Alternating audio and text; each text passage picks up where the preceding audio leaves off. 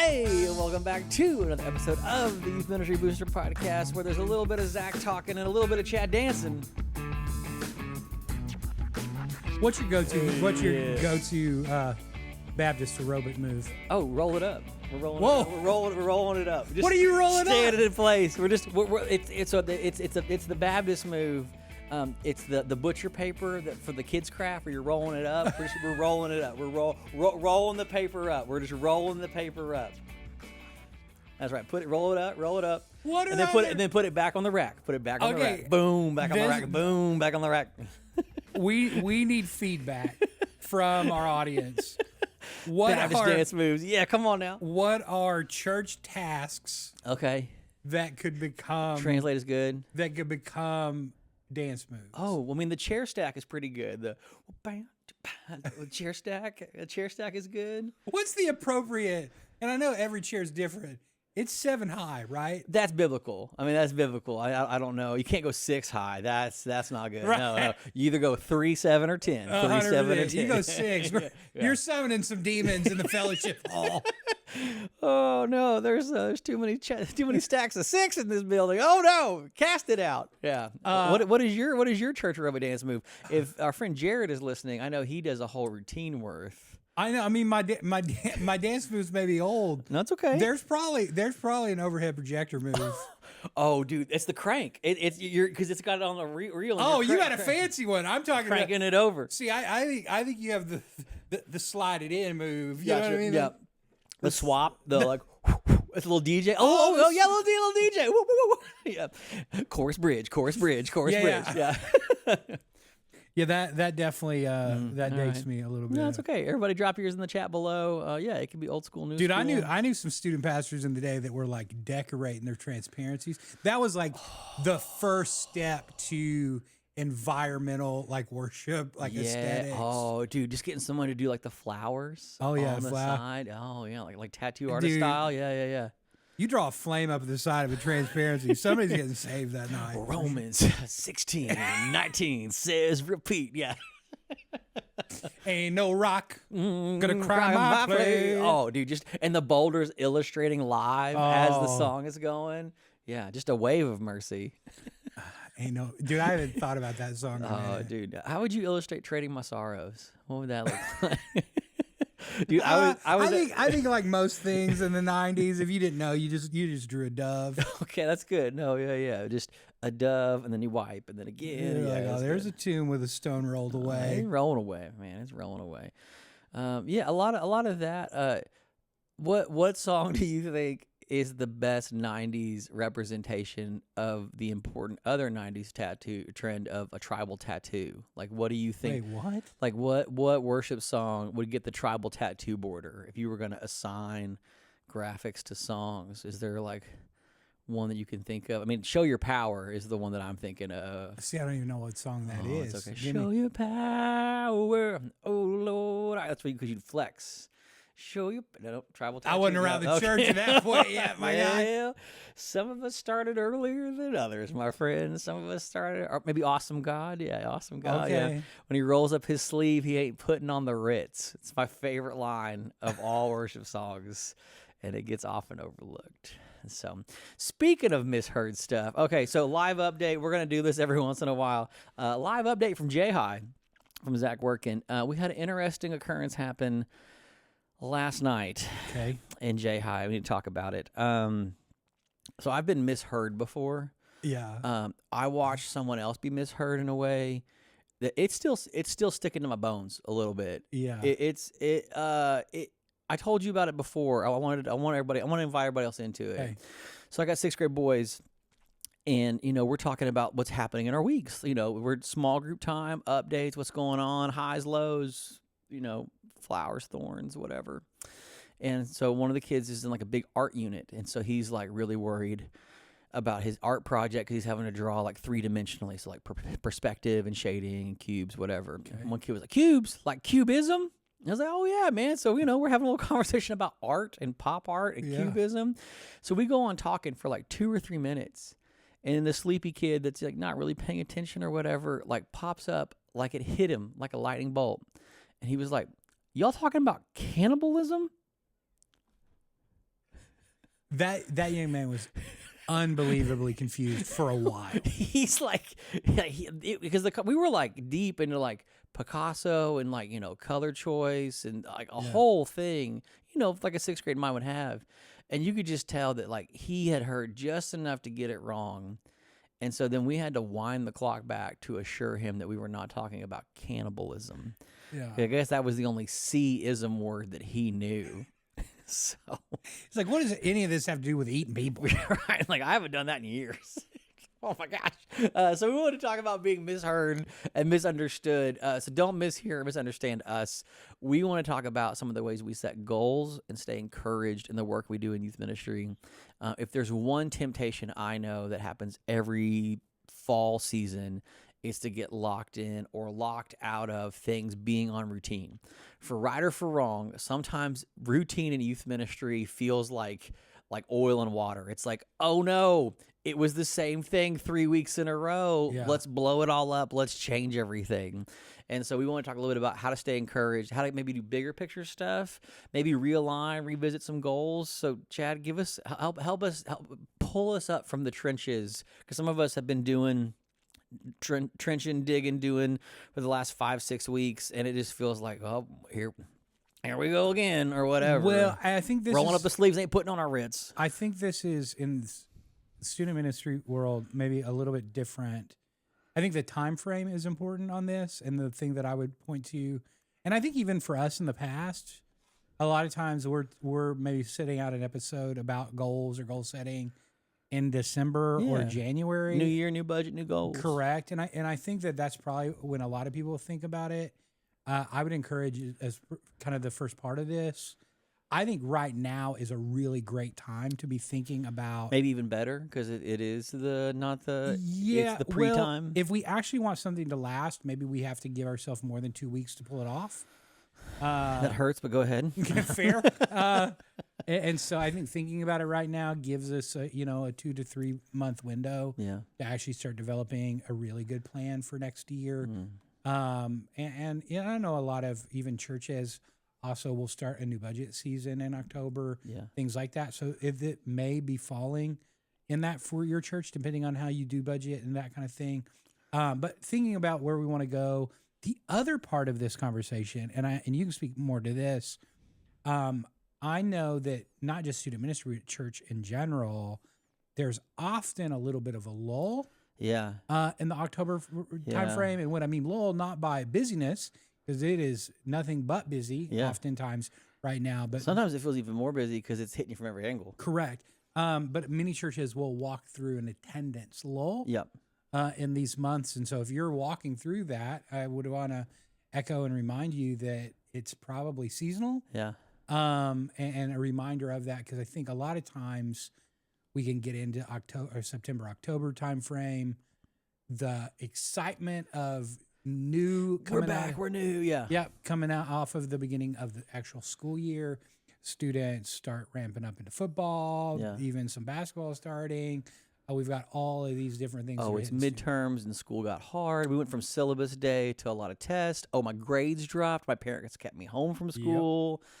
These are all realities. These are all things that, they are a part of the rhythms of life and can leave you maybe feeling like you need to blow everything up and like, oh my gosh, let's add a fun event. Like that's always I get nervous when it's, in the speaking of 2 weeks, make something happen. Sometimes we can fill the lull and I'm like, okay, in 2 weeks, let's have like a big thing. Well, let's add something big to shake it up, mix it up. I want to talk vulnerable for a moment. Okay. And I want us to be honest. Okay. Not in our best moments. Okay. In unhealthy Zach or Chad. October hits. Yeah. And we've all been there. Yeah. Attendance is down a little bit. What was, and it may have been fine for you, I don't know. What was unhealthy Zach's tendency if you saw a decrease in attendance or just started feeling like, man, things aren't going the way that I want them to go? Oh, to plan a senior high camping trip. What do you mean? Just like we should take them all camping because, they're not busy on the weekend. Like So that's you're what going to host an extra event. we're gonna do an extra thing, but here's how it works out. That's how it plans out for us. Sunday morning, we're sleeping outdoors on Saturday. We're all gonna be there on Sunday, like they wouldn't go home because they were tired. Fair. Did it work? Never. It never worked. Not a single time. Tried it 3 times. Never worked. Because you know why? They actually are busy on the weekends. Like they actually were at a football game Friday, and then their dad took them to the OSU game Saturday, or they had ACT or a job or whatever. Like they weren't blowing smoke. They actually had stuff going on. Like they weren't lazy on Friday, Saturday to not make an appearance on Sunday. They were legitimately like, they had stuff doing and happening. Yeah. And so it was one of those, like, we had the kids come to that came to the things that they always came to. Like, it wasn't the dynamic, like, oh, we shook it up.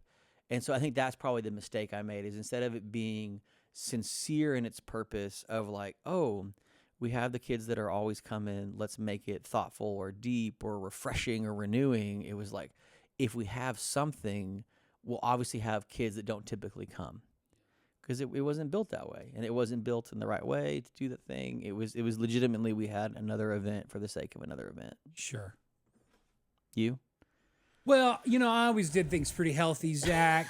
No, man, especially when I was younger, like, and I don't know if it's, I think for you where you would plan a different outside event, my tendency was to want to make what we were doing like feel like unmissable. Okay. So like we're gonna host the most fun thing. You know what I mean? Like for me, that would be my go-to. So it's like, all right, we're busting out. We got the big hill behind the church. Yeah. You ever seen 150, foot slip and slide? Yeah, foot slip and slide kind of thing. So like I probably would end up doing stuff like that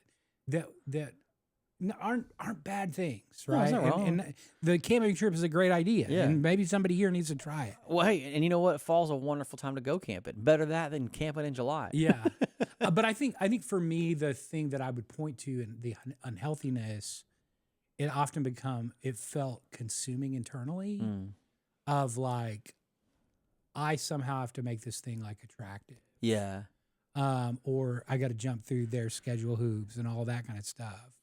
Or self-justifying, like, oh, I had this other thing to plan and do. And I think that is, and we've talked about this a lot recently, even in the roles where we now work, like sometimes busyness that we've come to define in our friendship, sometimes when people answer, reply, or defend their busyness, it's because they feel uncertain or unclear or lack confidence in what they're supposed to be doing. So if you're not really sure exactly what's working, you stay busy to hopefully like either hedge the bet or cover the base that we were doing enough that maybe something will work. But I think it ends up becoming a little bit manic because we didn't actually focus on the thing that we were like really believing in. And I think that's why when we talk about goal setting or vision, these aren't big corporate words. I think they're recentering words for us. Like, what were we trying to do? What were we really about?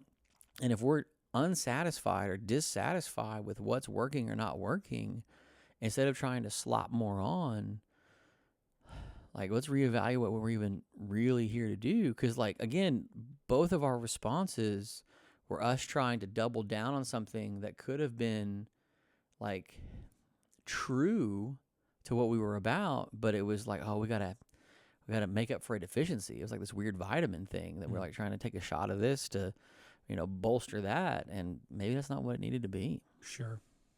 Well, and I think, and we've talked a lot, even when, for our listeners here, when Zach and I first started just doing a podcast, some of it, all of it came out of a need that we saw primarily for bivocational youth ministers or small town youth ministers, that we just felt like, as we talked to them, we're isolated and alone. And we jumped on and we're like, well, you and I have a friendship that we wanted to kind of extend out. of being able to say, hey, like, you're not alone in this and these feelings. Yeah. Because to me, that's a big part of this. Like, to believe that as a youth minister, like, you're somehow void of how a lack of attendance would actually affect you. That you're also susceptible to these feelings. Sure. And I think for a lot of, I don't think it's talked about enough. I think sometimes even even for us, right? Like, I asked us, how did unhealthy Zach or unhealthy Chad respond? Yeah. Both of us just thought about the work side of it. Yeah. You know what I mean? But if I also were to look back during seasons of time where I didn't feel like student ministry was going well, there were also really like physically unhealthy times where it was just like, damn, man, I felt my value was tied up into some of that. Mm-hmm. And I think there's this like misconception a lot of times that it's just like numbers should always go like up and to the right. Yeah. And it's just not realistic for anybody. Yeah. But then endless growth forever, because that's how any of it ever worked. Yeah. Correct. But then there's also this side, and we were talking about it in pre-show a little bit, is one of the things that I've seen pendulum swing inside of student ministry too is for some it's like numbers don't matter to the detriment of it all. Yeah. So then it's just like, well, I'm gonna talk to these kids for 55 minutes. Well, I'll tell you this right now. We'll get these kids down like Gideon's army to the ones that really matter something to. Sure. Then that's how we'll know. That's how we'll know. Right. That's right. That's right. Jesus had 12. I only need 2. That's right. I mean, he was the son of God. Yeah, I can't expect to be pulling those kind of numbers. Right. Yeah. If he only could have a youth ministry at 12, what am I supposed to do? Right. Hold on, friend. We have good news for you. Yeah. No, but you know what I mean? Like there feels like there is that like probably swing of the pendulum to where you're either chasing numbers or you don't care because you don't think that that's a valid reason. Yeah. And I think that there is some caution in that as well. Yeah. In the midst of all of this, of really, and to go back to what we originally want to talk about, as we start to talk about how do we create healthy student ministries, how do we set goals for that? Yeah. I think we have to clearly identify, okay, what are we going to measure? Right. What is, quote unquote, success? Yeah. What are goals that we want to set for ourselves and being clearly and objective in those? Well, and I think the reality of being willing enough to change when we have an understanding of what we were trying to do and what's happening. And I think that's the mature wisdom. We talk about our younger self. That's what 40-year-old Zach would tell 25-year-old Zach. Your desire or the stirring you feel to change may actually be a really good thing, but have you sat with it long enough to understand why you feel the need to change, so that you don't get to the place where you are unwilling to change? Because that, I think, is a real tension for a lot of those of us that lead, especially, and if I can be tender for a moment, when you are leading a group of people that are notably immature and not fully formed, I think it calls us to even more so of a clarity and non-anxious presence, and a I don't know, clear vision, right? Like, it's one of those, like, you know who needs clear vision the most? Ironically, 14-year-olds, because everything else in their life is so unclear, that what they really need from you the most is like, dude, tell me what I need to do. What's next? Right. And so if your response is scattered and reactive and busybodied, you actually are doing a double disservice to both yourself and the ministry. Right. And I think that's at the heart of some of it. Like, I do think that numbers matter. I do think that kids should be there. I do think the weekly gathering time should be valuable enough and engaging and educating and equipping enough that they would see it rightly for its value. But I also know they're 14-year-old kids, and like, they don't always have their priorities straight.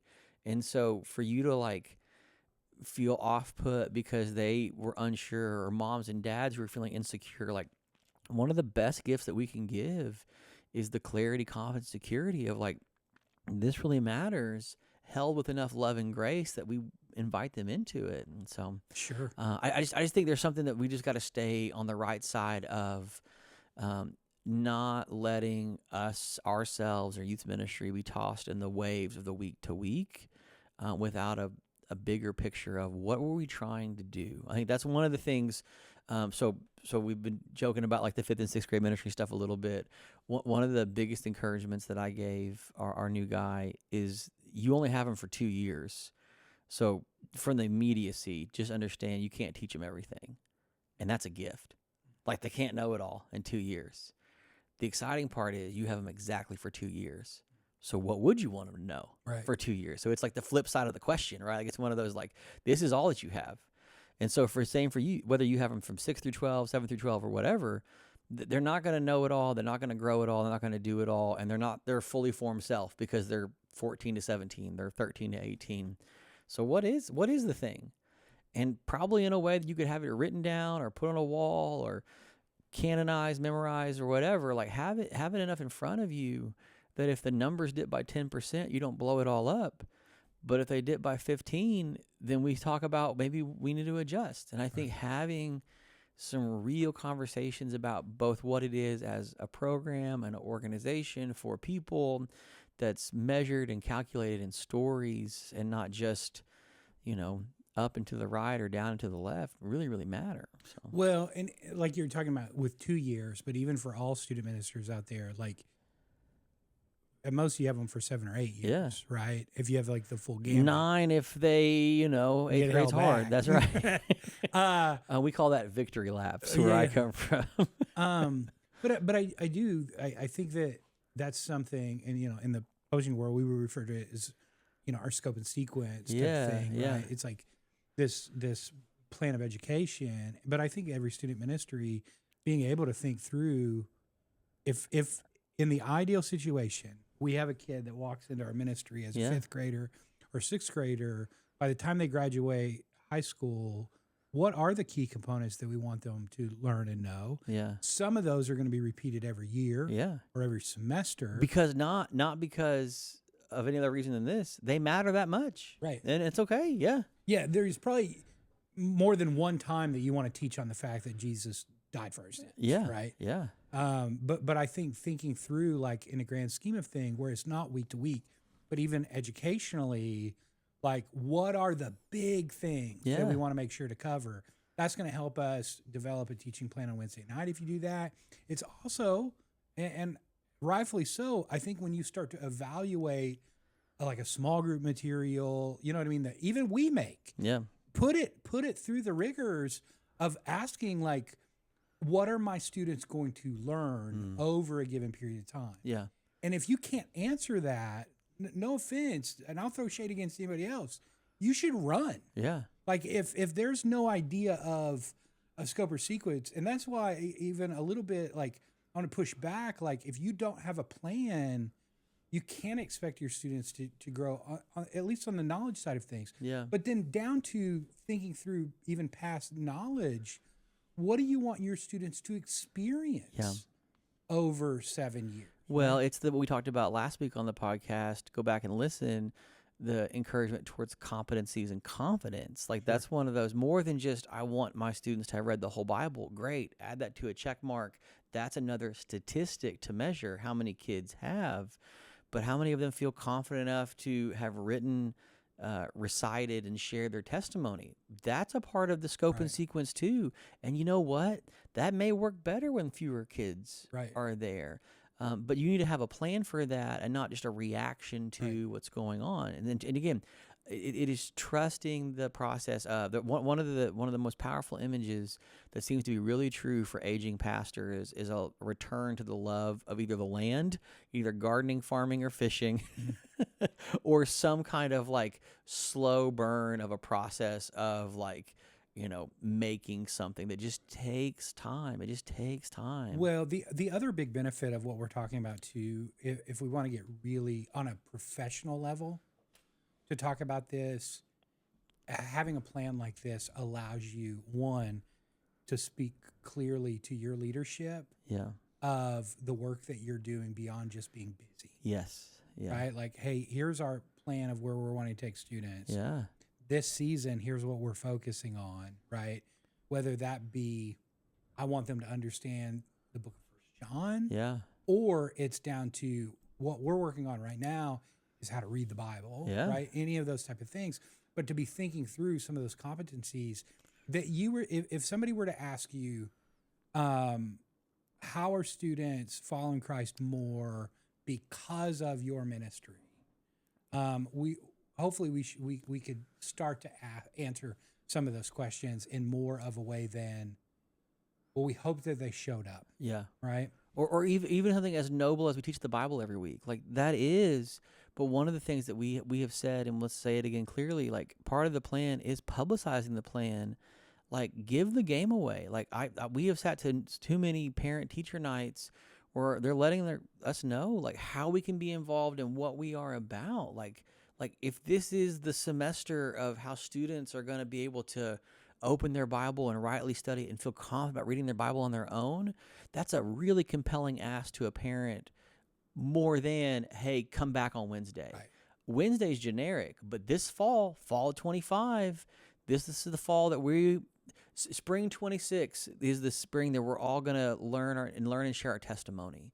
We're going to be confident enough to tell our friends about Jesus. Don't miss the next 6 weeks. That's a very different invite than, I hope you guys want to come join us. Right. And the invite also may be fun and silly. It may be, guys, the first week of April, we're having a huge dodgeball tournament or slip and slide event. I think it's the best way for you to hang out with some friends. And there's reason to that, but it all starts with that nugget of like, what were we trying to do?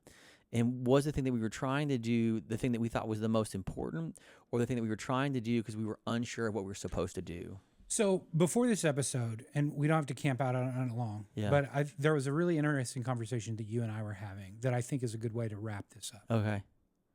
So I was asking you, okay, as we talk through this, what's the practical thing that we want for you guys? Yeah. Hopefully you see that we're trying to a little bit practice what we preach. Yeah. And that or report what we didn't do. Or report what we didn't do. Zach's boss is a real killer. Yeah. I think that one of the things that I asked Zach was, do we want to help them maybe even think through like doing like a SWOT analysis? You know what I mean? To like really look at what are the strengths of our student ministry, what are weaknesses, opportunities, threats, those kind of things. And sorry, I'm imagining someone in youth ministry world taking the SWO really seriously, and then threats, just writing down stuff like zombies or creepers because we can't help it. Normally it's like Jessica's mom. Right. No, but so I thought about, I said, like, is that a good place? Like if we're thinking through how do we help them create, some thoughts or some goals for this next year, some structures, maybe that's a great starting place to begin with, because we want to give you guys hopefully some tools or some ideas of where to start with. And we're not just people that are like, seems like a problem. Yeah. See you guys next week. Hardship. Right. Sounds like you guys are pretty sad because not enough kids are showing up. But then you said something really interesting. Oh, no. Okay. But here's the deal. Okay. The more I think about it, and if I've been distracted this episode, it's because I've been thinking about this the whole time. What did you say? You remember? You literally looked at me in the face and you go, yeah, but it doesn't work. Oh, because most folks that do SWOT analysis don't make the change that it requires. Right. Like, I mean, no offense. If this is you, please report back. I would love to hear different. I've yet to meet a group of people that did a SWOT analysis that took it seriously enough that it made a radical change in what they were doing. For most folks, it was an affirmation of, well, that's why we do what we do. It's like a personality test where you're like, I'm just a people person. I'm a Labrador Retriever. Yeah. I'm just a golden doodle. I can't help it. Or, well, I'm antisocial. So that's, I'm just an administrator. Yeah. I'm green and gold. I'll never feel as deep as a blue. Yeah. I mean, pick your one, right? Like, this is it, right? Like, I watch people stand behind their Myers-Briggs or Enneagram as like a defense shield against change. Sure. And so, yeah, I would love to know what your strengths and weaknesses and opportunities and threats are, if you're willing enough to take them seriously. And I think that's that's one of the things about the numbers game that actually does have teeth on it, because if those change enough, somebody has to take it seriously. I just hope that you could take something seriously enough as a strength, a weakness, an opportunity, or a threat, that it would cause you to change and not force you to change. Mm. It's really interesting. And ultimately, that's what the process should do. But you're right. I think oftentimes people see, even before you walk through a situation or process like that, and you know that it doesn't feel right? Or we definitely have to make some changes and those type of things. But just going through the process of identifying it more clearly doesn't necessarily change anything. And I think we've probably, and before I step on anybody's toes, we've probably both been those individuals at different times where we've noticed the things not working. Yeah. But it's just like you're either too tired or you don't want to reimagine it. And so it's just like, well, I'm going to just trudge through September and October. Yeah. Knowing that kids are going to show back up for the Christmas party. Yeah. And probably re-engage. That's why D now exists. You're probably not wrong, but that hurts a little bit. I'm just sorry. Like, listen, two churches, 2 different seasons. We did the whole thing.